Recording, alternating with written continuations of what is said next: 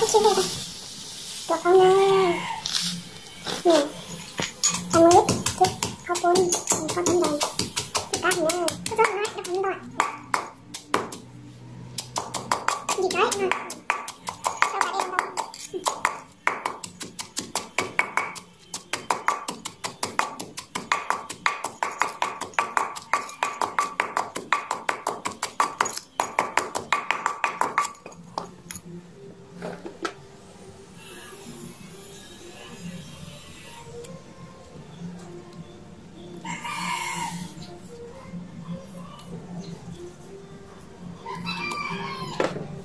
Cho nó lỏng ra này.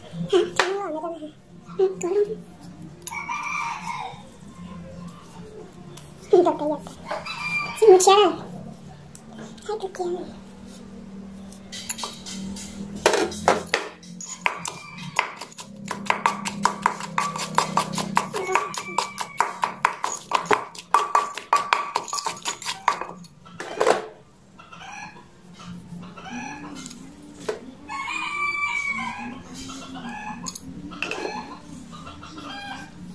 Cho nó xem cái của mình đi trong câu thôi cho mình chặt này. Không cần.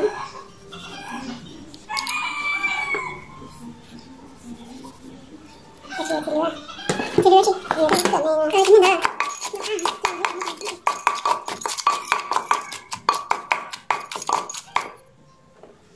Chị điều rất là vấn đề hả?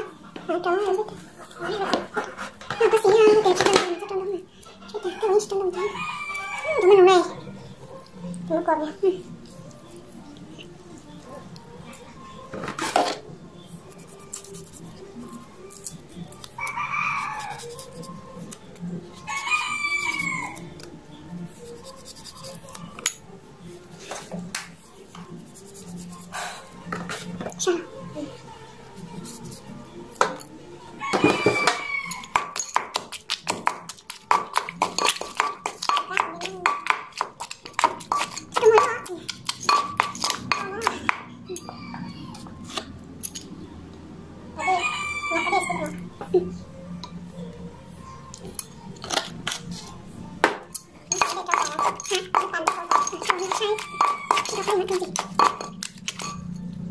Sao?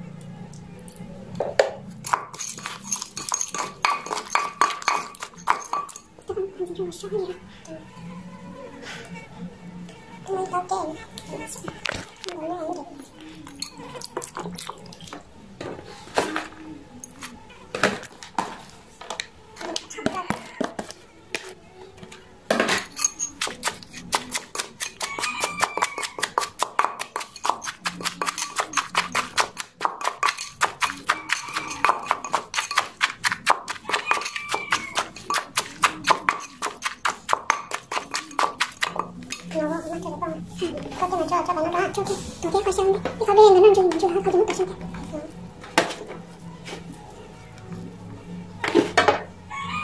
Đâu không được hết. Chẳng chỉ có không.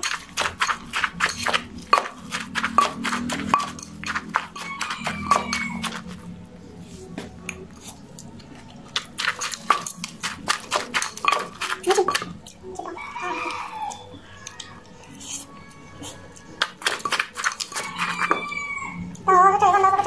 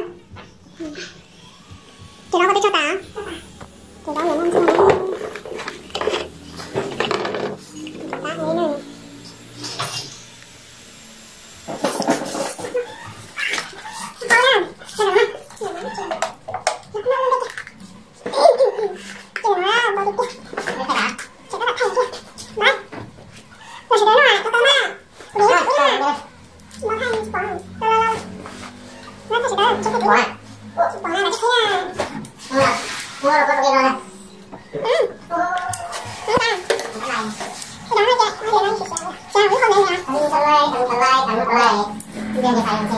Làm việc nha. Cái đầu cái này nó có quá. Nó quá nhiều. Ok, cho về coi nè.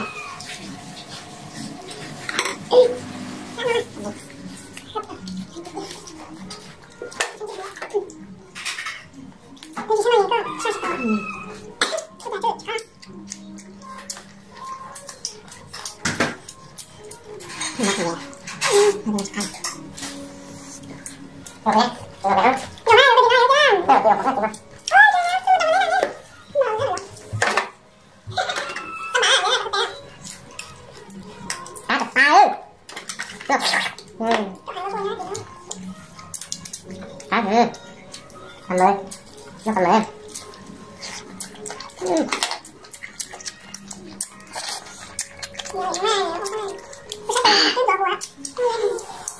Chào con lên.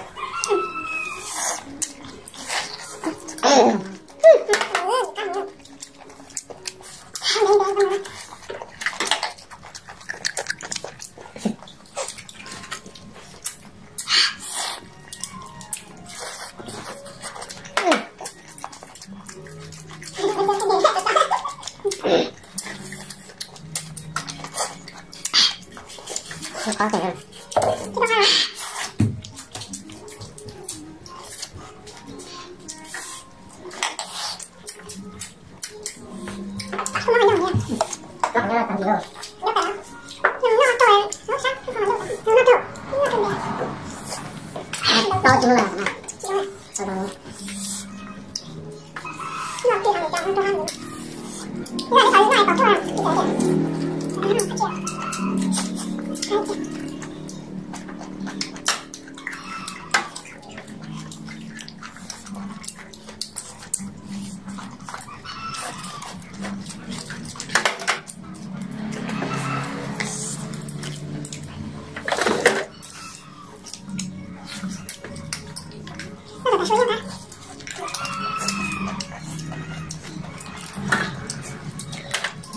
Nó phải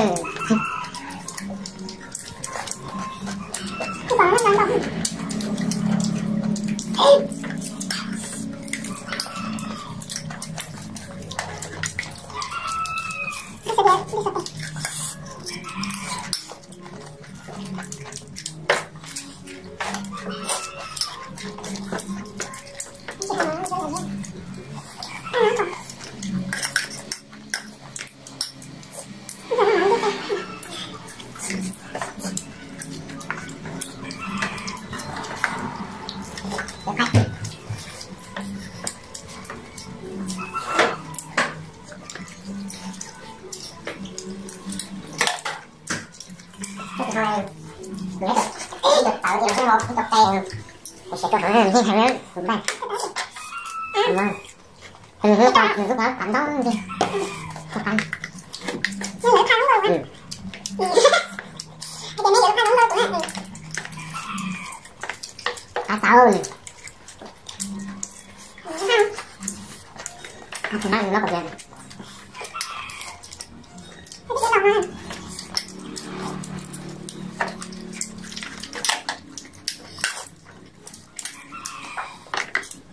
nó coi lần nữa đây là cá hứa rồi dạ tập nó coi nó tặng có cá này nó không rồi không rồi à thì nó không thành nữa nó mất thành đâu đây nhỉ thành nó hay người ta người ta tặng đó mà rồi không là đâu đấy nó đi ăn có bỏ đi nó trong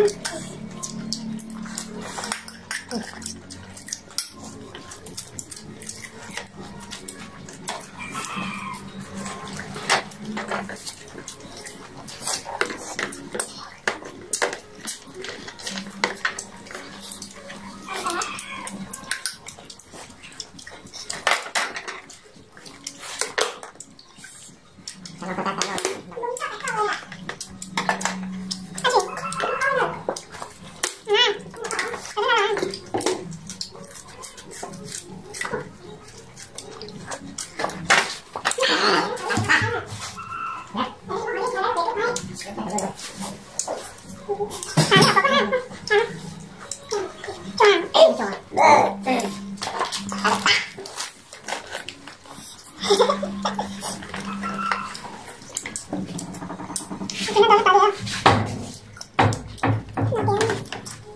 Nó giờ sẵn lấy cái sẵn cho nó cho rồi nha. Sẵn thôi tôi sẵn. Không lên chỉ đang của à. Học biết xin nhớ để coi mà họ rồi không. Không có không. Ngồi nhỏ à. Rồi đi.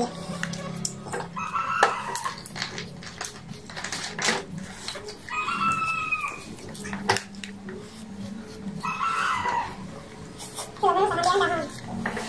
Đó, bữa ra con nhồi như này để ta đi nha.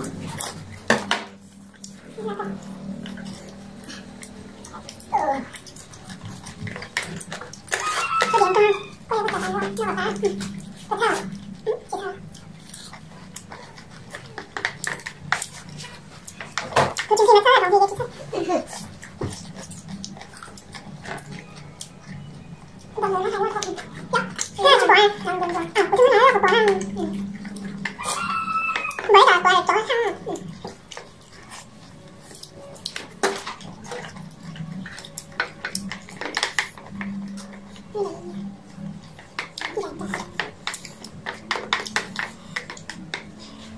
Quay chị.